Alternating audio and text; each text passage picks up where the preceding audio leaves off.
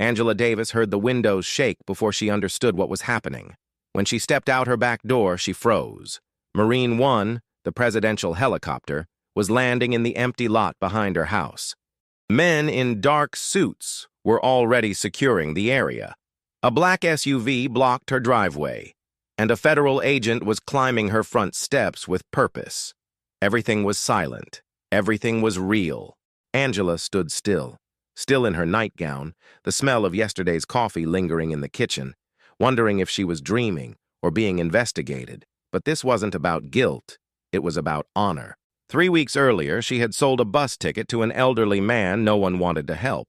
Now, the United States government had come, not because of who she was, but because of what she did, when no one else was paying attention.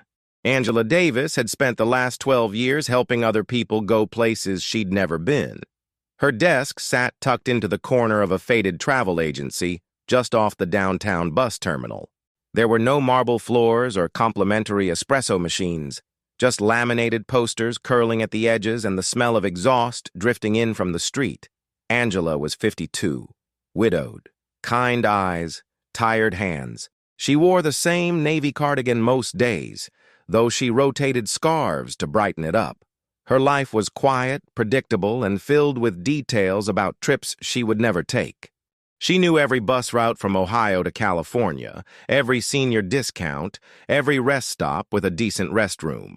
While others booked cruise cabins and beach resorts, Angela's clients needed connecting tickets, handicap-accessible seating, or just someone patient enough to explain things twice, sometimes 3 times, and that was fine with her. "I just want to get back to Tallahassee before my daughter has the baby," an older woman would say, eyes brimming. Angela would smile. "Let's make sure you get a window seat." She didn't sell dreams. She sold possibilities, and to the right person, that was everything. Her co-workers, younger and always rushing, didn't quite understand her pace. "You spend too long with the old ones," Mark once muttered, watching her walk a trembling man to the station exit. Angela just smiled. She'd heard worse. That morning it was raining.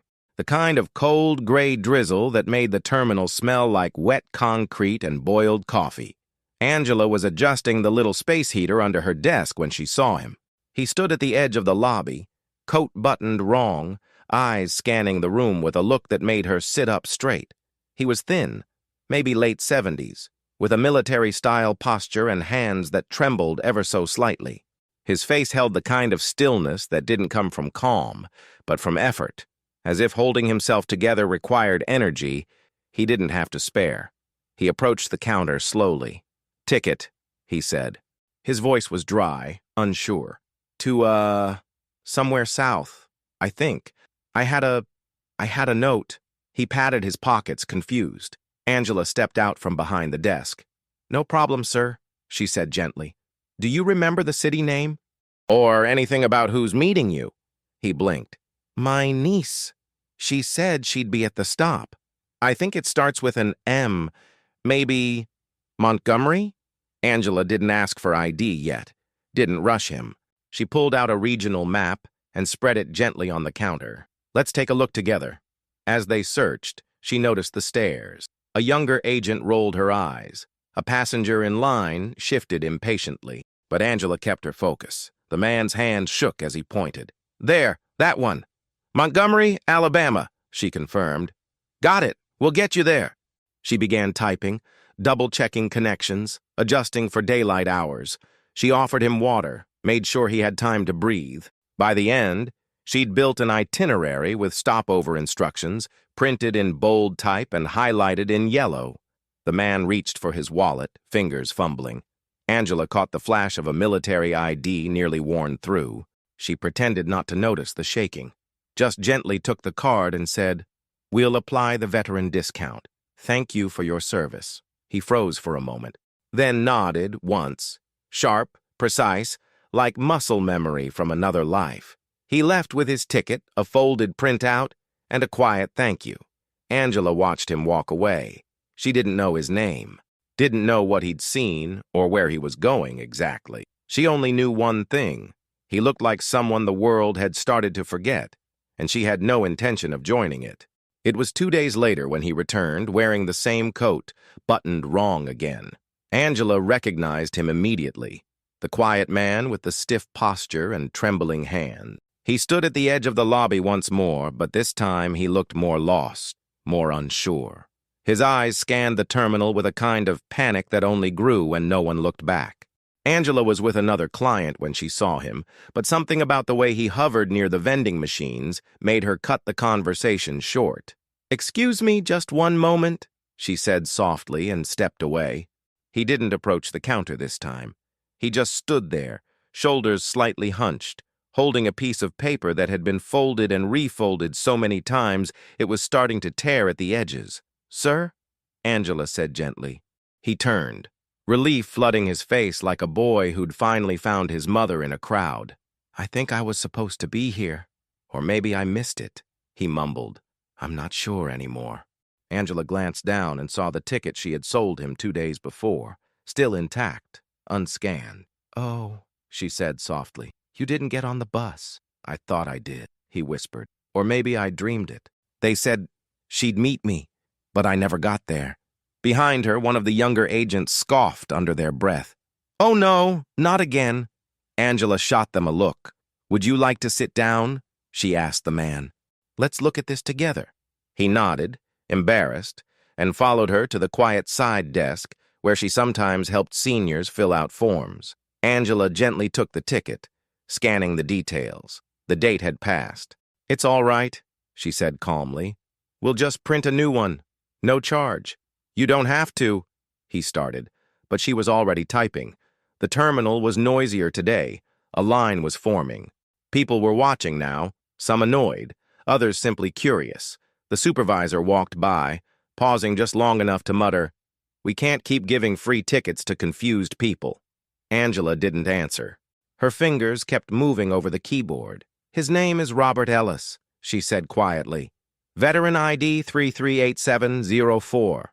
Then louder, but still even, "I'll authorize this under courtesy reissue." The supervisor rolled her eyes. "Your numbers are always short, Angela." Angela paused for half a second, then kept typing. When she finished, she printed the new itinerary, bold highlights again, larger font this time. She placed it in an envelope and added a small map, hand-drawn, showing where to meet shuttle staff upon arrival. Before sealing the envelope, she reached for a sticky note and paused. Then, carefully, she flipped over the bus ticket and wrote directly on the back, "Even when the world forgets who you are still someone worth remembering." She didn't sign it, she didn't need to. When she handed the envelope to him, his hands shook as he opened it. His eyes scanned the message, and for a long time, he said nothing. Then, in a voice not much louder than a breath, he asked, "Why would you write that?" Angela hesitated. "Because it's true." He looked down again. His lips trembled. His eyes blinked slowly, trying to hold back something that didn't want to stay inside. Then, without a word, he reached out and lightly touched her hand. It wasn't a handshake, not exactly, just the weight of a palm over hers, for a moment, then gone. He turned and left. Angela never saw him again. But she kept the carbon copy of the ticket, with the pressure of her own writing faintly imprinted on its back, just in case she ever needed to remember what real dignity looked like. Angela was still in her nightgown when the knock came. 3 precise raps, not loud, but unmistakable. The kind of knock that meant someone on the other side wasn't going to leave. She opened the door slowly. A man in a dark suit stood on her porch, his badge already in hand. "Ms. Angela Davis?" he asked. She nodded, barefoot and stunned. "I'm Agent Morales with the United States Secret Service. We apologize for the early hour. We have some visitors who would like to speak with you. Would you be able to get dressed and come with us?" She blinked. "Visitors?" He offered a kind smile. "We'll explain everything shortly." 20 minutes later, Angela was standing in her modest kitchen, hair combed, sweater zipped halfway. Through the blinds, she could see the impossible. Marine One, resting on the patchy grass behind her backyard fence, its rotors slowing but still alive. In her driveway, 2 black SUVs waited. Neighbors stood at the end of the street, held back by local police. A few pointed. One waved, confused. Angela didn't wave back. She was still trying to decide whether she was awake. Agent Morales led her outside. The air was crisp, sharp, electric. From the helicopter, a group stepped forward, men and women in military dress uniforms, crisp and formal. But it was the tall man at the center who made her stop walking. His face was familiar. Even now, beneath the officer's cap and behind the formal posture, she saw him. Not as he looked now, polished and sharp, but as he had been, lost, trembling, trying to find his way through a fog of memory. He stepped closer, removing his hat. The right side of his face carried the slight asymmetry of past trauma. Not obvious, but unmistakable. "Ms. Davis," he said, voice steady. "I'm Lieutenant General Robert Ellis, United States Army, retired. We met a few weeks ago, though I imagine I didn't introduce myself properly then." Angela could barely find her voice. I remember you." "I hoped you would," he said with a nod. "That day you treated me with more respect than most have in the last 5 years. More than I thought I still deserved." He paused. "I was diagnosed with early cognitive decline shortly after my last deployment. For a long time I tried to disappear quietly. No fanfare, no ceremony. But then, you." Angela opened her mouth, but nothing came out. General Ellis gestured behind him. "I mentioned you in a closed-door address at the Pentagon 2 weeks ago. I told them how a woman at a bus terminal didn't see a confused old man, but a person worth helping." He paused again. "The First Lady was in attendance. She was moved." Angela blinked hard. "Moved by what?" "I just helped you with a ticket." "You saw me," he said simply, "when others didn't. That's what they wanted to honor." He stepped aside, revealing a woman in a tailored military uniform. "Ms. Davis," she said, "if you're willing, we've prepared something in recognition of your actions. It requires a short flight." Angela glanced at the helicopter again. The agent behind her offered a small smile. "You don't have to go. But if you do, you'll understand everything." Angela looked down at her hands. She had never been on a helicopter. Never even left the state since her husband passed. She was used to sending others on journeys. Now, the journey had come for her. She took a breath and stepped forward. "I'll go," she said. And without another word, Angela Davis boarded Marine One.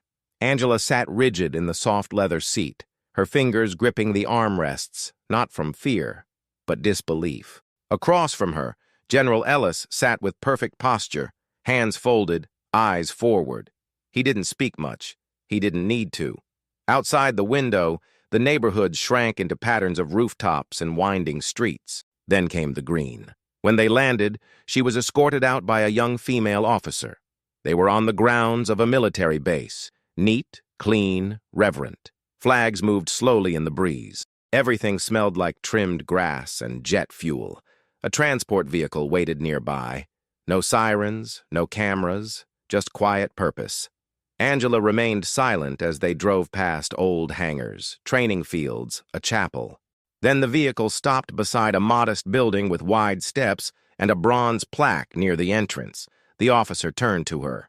"He wanted you to see this first." Inside, the air was cool and still.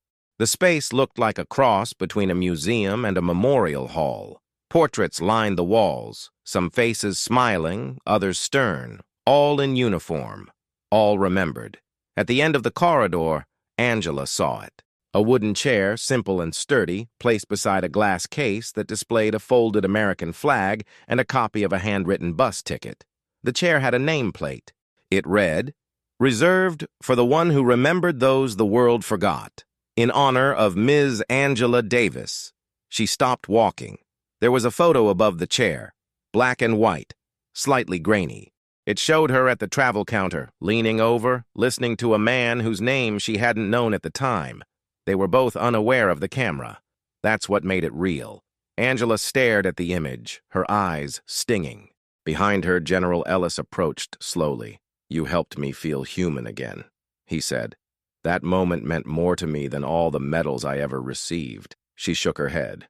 "But I didn't do anything important." "That's where you're wrong," he replied. "Dignity is important, and you gave it without hesitation, without needing applause.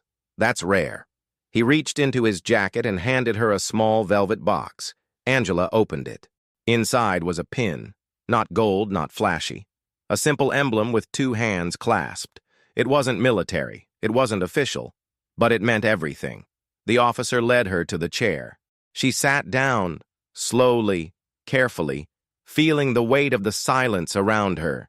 No speeches were made, no anthem played, just the soft echo of footsteps and the occasional flutter of the flags outside. Angela looked at the photograph again, then at the ticket behind the glass. She didn't cry. She didn't speak. She just sat there with her hands resting in her lap, as if holding a story that no one else could see. Later that day, they flew her home. No cameras, no crowds, just a ride back to her quiet life. When she arrived, there was a package on her doorstep. Inside was a miniature model of Marine One, handcrafted and detailed. There was also a note, written in clean, careful handwriting. You didn't just give a ticket. You gave someone their place back in the world. Thank you. R.E. Angela placed the model on her desk at the agency, beside all the brochures and highlighted maps. People asked about it sometimes. She never told the whole story. But once in a while, she'd run her fingers over the tiny helicopter, look out the window, and smile. She had never gone far, never seen the world. But one morning, the world came to her, because of something she did when no one else was watching. If this story moved you, take a second to like this video and subscribe for more real stories of quiet strength and dignity. Some acts never make headlines, but they echo in the hearts of those who notice. See the next story now. It's already waiting for you.